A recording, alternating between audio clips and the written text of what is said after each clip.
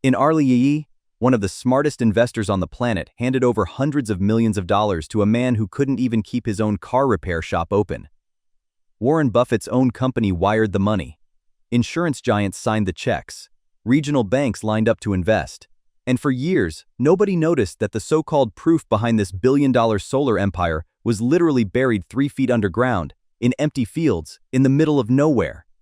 This is the true story of a broke mechanic who built a company that fooled some of the sharpest money in America until the whole thing came crashing down in handcuffs. If you like true stories about the biggest scams in history, stick around and hit subscribe, because we break one down every single week.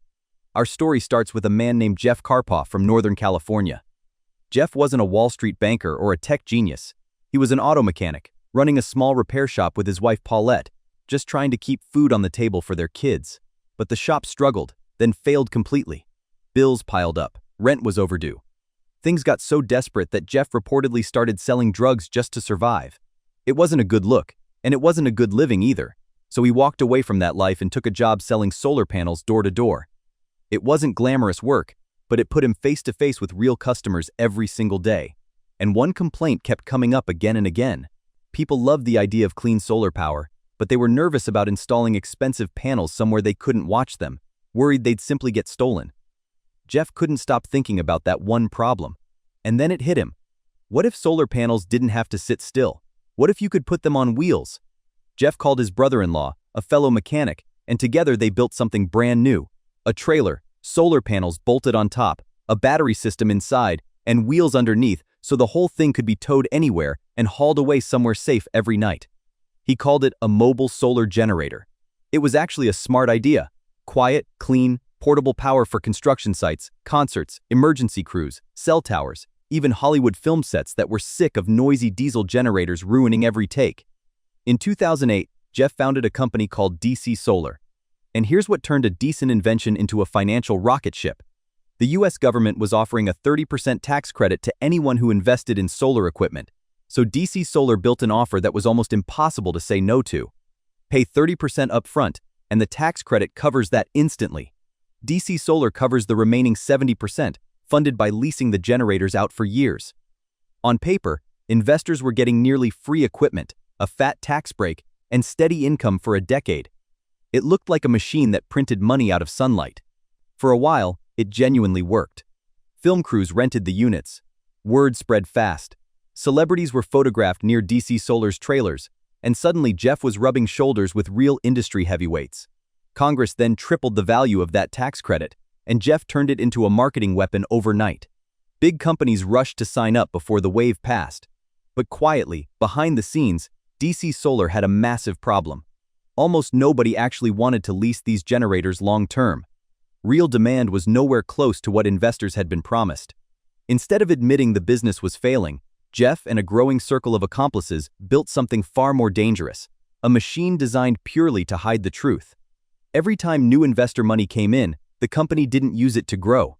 It quietly rerouted that cash straight to older investors, dressed up on paper as lease revenue. It's the oldest trick in the book, a Ponzi scheme, just repackaged in solar panels and green energy branding. Quick reminder before we go further, if you're new here, subscribing genuinely helps this channel keep making deep dives like this one. To keep the illusion breathing, the fraud got creative in ways that still sound unbelievable today. Workers peeled vehicle identification stickers off units that already existed and reused them on paperwork for generators that were never built. When investors demanded proof their equipment was actually out there working, employees would drive out to empty fields and bury GPS trackers in the dirt, no generator attached, just a signal quietly broadcasting a fake location. On paper, it looked like a fleet of thousands of solar generators humming away across the country. In reality, out of the roughly 17,000 units DC Solar claimed to have built, investigators later discovered that at least half of them never existed at all. Tricks like that could only take Jeff so far. What he really needed was credibility, and credibility meant a serious big-name client on the books. So the operation allegedly paid a $1 million bribe to an employee at a major telecom company, convincing him to sign a fake contract claiming that company was leasing over 1,000 generators for the next 10 years. Once a name like that sat in the portfolio, other investors stopped asking hard questions.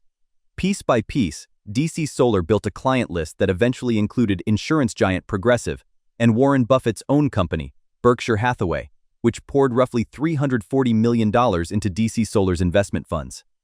Sit with that for a second. This is the same Warren Buffett who famously warned the world that only when the tide goes out do you discover who's been swimming naked. And here he was, invested in a company built largely on buried GPS trackers and swapped serial numbers. Several regional banks piled in too, all chasing the same 30% tax break and the promise of dependable lease income. While the money poured in, Jeff and Paulette Carpoff were living like royalty. They assembled a collection of nearly 150 classic and collector cars, including a Firebird once owned by actor Burt Reynolds.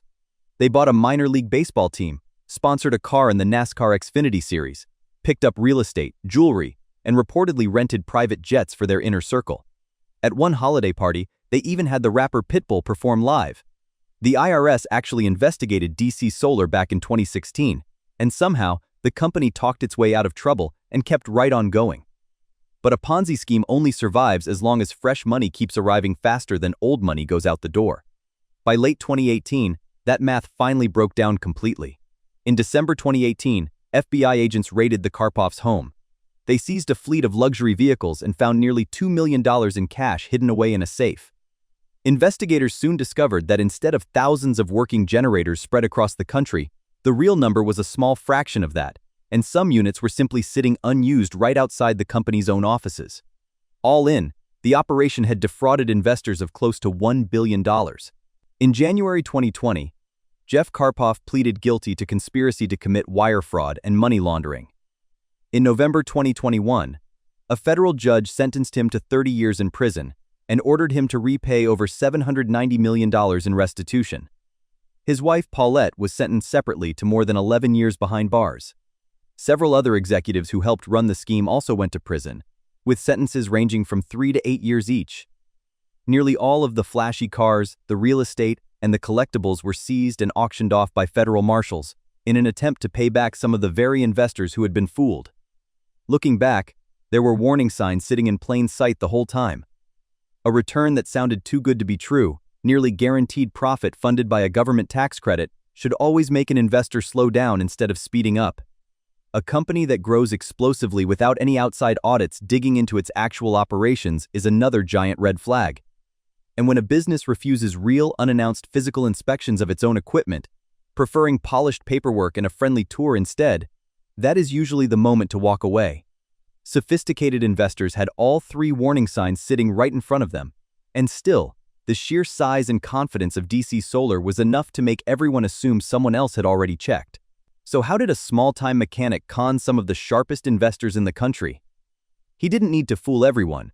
He just needed one thing to look real enough: a big name, a signed document, a tracker buried in a random field, and everyone else stopped asking questions. That's the pattern behind almost every major financial fraud in history. Borrowed credibility, manufactured proof, and money moving in circles just fast enough that nobody looks too closely until it's too late. If this story caught you off guard, you'll want to see the other scams we've broken down on this channel. Hit subscribe and turn on notifications because next week, we're exposing another scheme that fooled millions of people before it finally fell apart.